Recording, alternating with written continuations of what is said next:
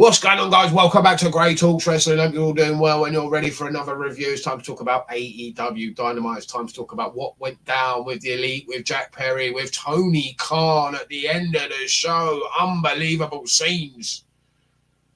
Tony Khan taken out. Shad Khan in the ring. Can you believe it?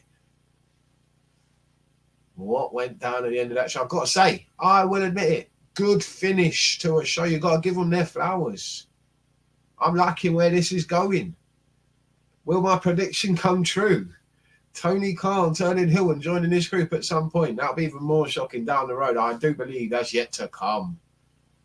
Just like back in the day when Eric Bischoff ran WCW and he joined the NWO that were taking over the company. I do believe this will happen as well here in AEW. We were getting out of control. Tony Khan, the rich kid Tony Khan with the volume turned way up. Why not go with it? Why not do it? People are slagging him off online already, saying he's out of control. He don't know what he's doing. Let's just play that character on TV, shall we, Tony, and see where it goes. It could be money. It could be fantastic. Let's get it on. Let's do it. And I like what they did on this show. For the majority of the show, it was pretty damn good. There were some questionable things, okay, but I liked what they did with the Elite, with Jack Perry, how they brought him back in. Fantastic. The start of the show, the Bucks arrive with Okada. Jack Perry pulls up in a car. Security try and stop him. The Bucks are like the EVPs. They're like, no, he's with us. He's coming in the building. And, of course, they have to let him go. He's with the EVPs. They run the show. It's their show. Remember that. And they get in the building. Then they go to the ring. Orange Cassidy's making his way to the ring. I don't know why. I don't know who he's facing, but he doesn't find out because he gets attacked by Trent Beretta. And this turn from Trent, didn't see it coming, I'll say that. And I'm not too interested to see where it goes because I've never been interested in this best friends thing. I've never really cared. I've never really wanted to see Chuck Taylor in a feud. Never given me any reason to care about any of them. So who cares now? Trent's mum. And I thought we were going to get to see a brawl backstage at some point tonight between Chuck and Trent, but we didn't. Did they all get picked up by their mums and taken home? They've all fallen out. Not friends anymore. It's pathetic. Shockingly pathetic. Then we get Moxley in a promo. He's your new IWGP champion, and I will talk about that in a little bit because let's talk about the AEW champion, shall we, and how he was featured on this show in a 50-50 contest against Kyle Fletcher. We've got far too much offense. This match went far too long. Why you're having Swerve in this match in the first place, I don't know. But if he is going to be in this match, he should be absolutely battering Fletcher in minutes. Ridiculous. Ridiculous that he's going this long against Kyle Fletcher, who is very talented. But come on, behave. He's just won the title. He's just beaten Samoa Joe. Now he's going 50-50 with Kyle Fletcher. There was a women's match on this show. Mina Shirakowa versus Anna Jay. Wasn't very good. Short. Then nothing really to talk about. What happened afterwards. Mariah May, who's ringside, who I believe is a tag team partner of this Mina chick from Stardom, is it, or whatever Japanese women wrestling company she's from. She got in the ring. They were going to share a bit of the bubbly. Anna Jay weren't having any of that. Attacked him from behind. Here comes Tony Storm to the rescue. Gets a babyface pop, rescuing Mariah May like she's a babyface. It makes no sense. And then here comes Serena Deeb. Where the fuck has she been? But supposedly, according to Excalibur, the expert, she's been undefeated all year. Of course she's been undefeated all year. She hasn't even fucking wrestled all year. Of course you're not going to lose. You ain't been here. How can you be defeated if you don't fucking wrestle? That's smart. That is smart. 0 losses, but 0 wrestled. 0 matches wrestled, but yeah, I ain't lost. At least I'm undefeated. I ain't won one, but I haven't lost. There you go. That's clever. That's smart, isn't it? Rest of the show. The rest of this show, they had this ridiculous casino gauntlet match with about 20 odd guys in it. Will Ospreay got the win. It was just an absolute cluster. Just, yeah, spot fest pretty much. It was entertaining at times. You see Jay White, you saw Kyle O'Reilly, sorry. Too many similar names going down here in this company. You can get confused within minutes. There are a few others that shone in this match. Will Ospreay comes in though, and you know he's winning it. No one's beating Will Ospreay at the moment in this company. He is the golden goose, supposedly. The man that can do no wrong, supposedly. The blue-eyed boy from Essex. Can't do any wrong and wins this match, and he's going to be going one-on-one at Double or Nothing.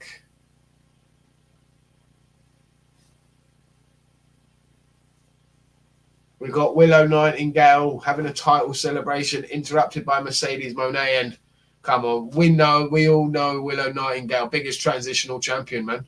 She is. She's just there to hand the title pretty much. You might as well have tonight just given the title to fucking Mercedes. You can see where this is going. I'm sorry, Mercedes money is not worth the money. Mercedes waste the money.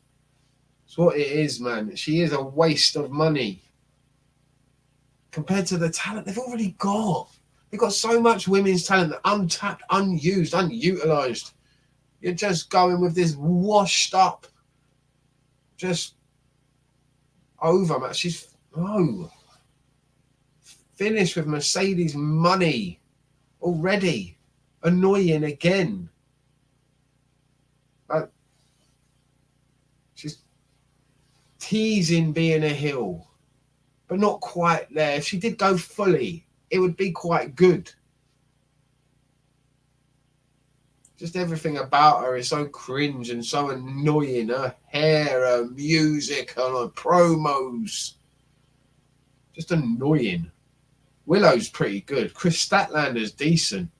Don't like Stokley. He can fuck off. But other than that, yeah, this women's division need more help. They really do. Need more talent. Like, they're missing some talent. I will say that for like your Jamie Haters and your Britt Bakers.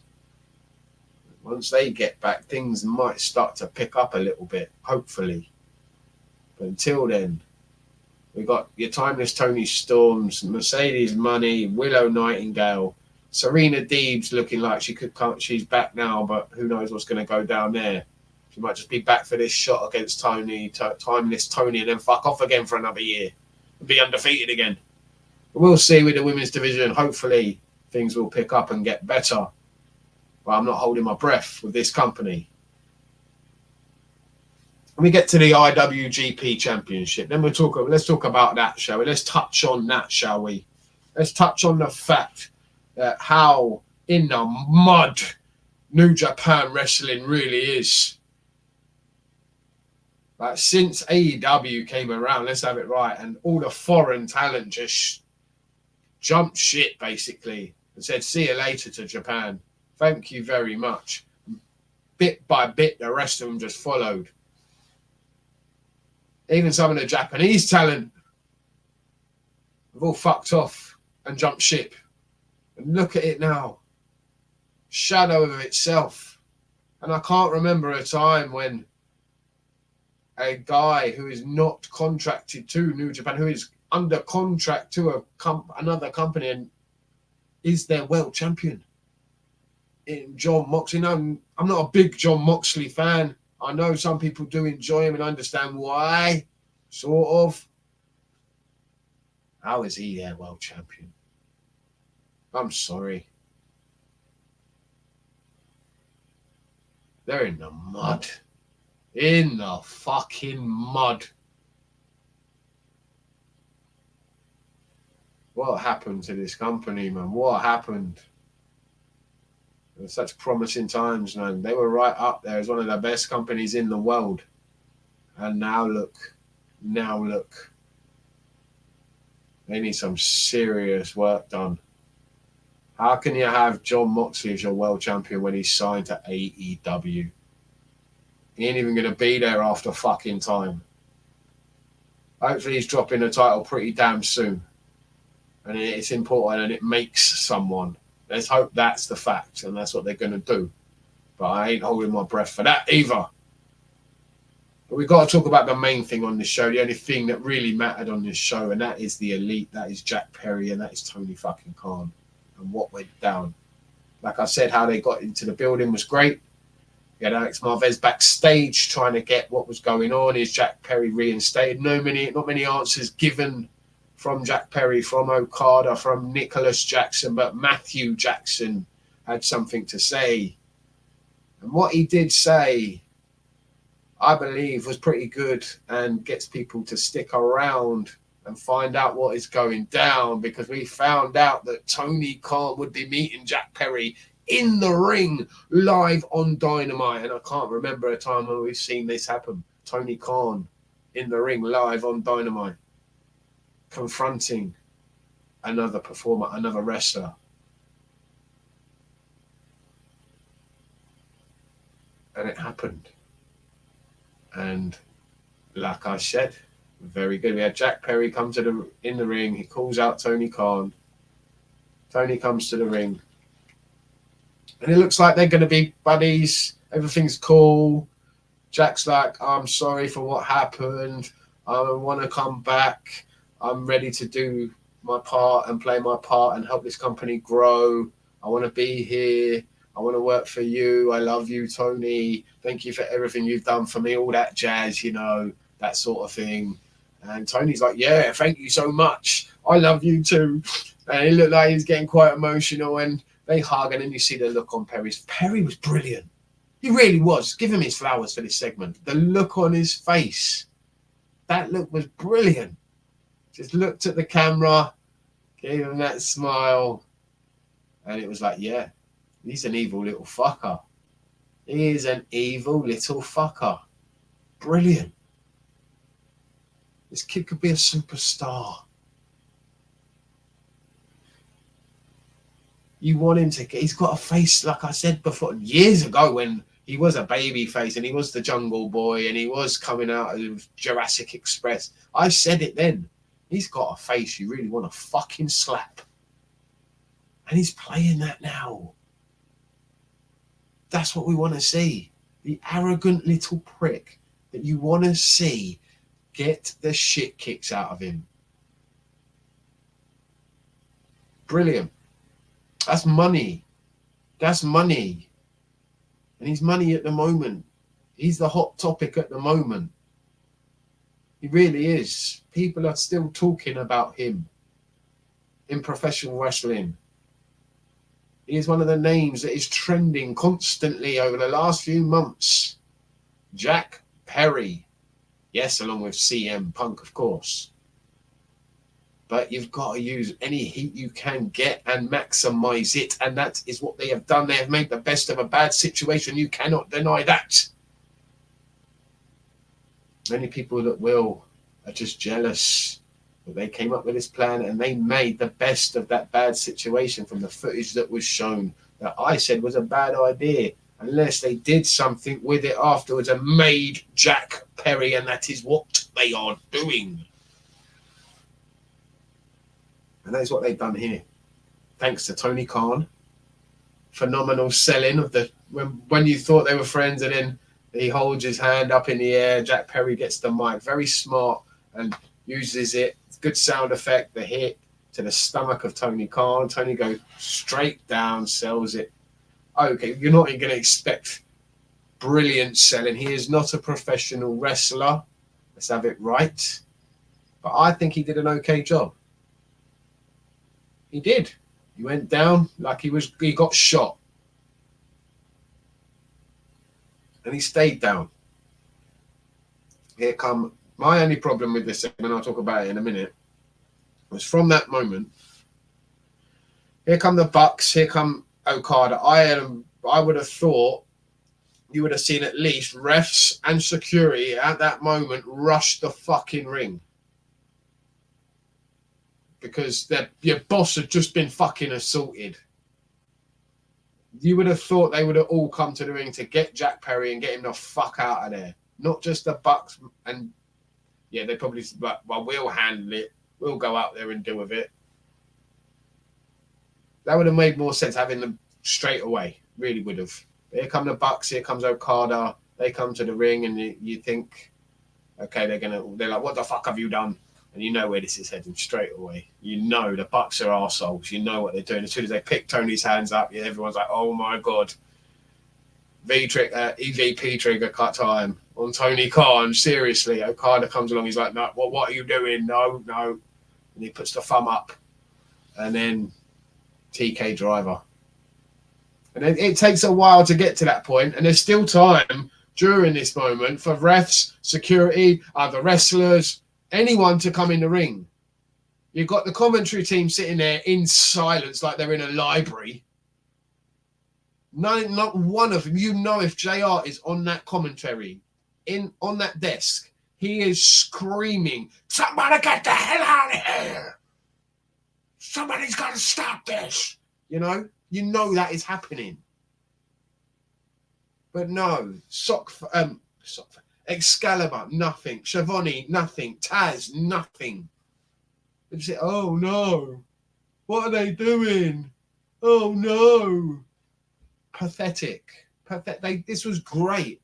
It would have been even better if the commentary team had put it over and played their part. Security comes to the ring. You could have had Okada there with a chair or something, batting people away. As soon as it's done, it still takes time for people to get to the ring. Slowly, they meander out to the ring, the referees. Finally, they get in the ring. Well, Aubrey Edwards chases them away. Aubrey Edwards. Where are the wrestlers that supposedly love Tony Khan? Tony's such a great guy. We love Tony. Where were you? Where were you for your boss, the geezer that pays you your wages? All the wrestlers slowly meander out. Why are we getting backstage shots of them trying to kick off with the Bucks? Trying to kick the shit. Eddie Kingston or someone like that. Backstage, trying to get into a fight with Okada for what he did. Or Jack Perry. Someone getting in someone's face. Nothing. Pathetic ending, like the way they handled that. Could have been so much. It was good, very good, but it could have been so much better. It really could have been. Let me know what you think down below. I'm enjoying seeing where this is going, but they could have done so much more with it, in my opinion. Could have been so much better. It was a good segment. I did enjoy it. And it was the only good thing on this show. It's the only good thing they've done in a while, in my opinion. Let me know what you think down below. Thank you very much for watching Greatest Talks Wrestling. I will see you next time. Stay safe, stay lucky. Bonjour.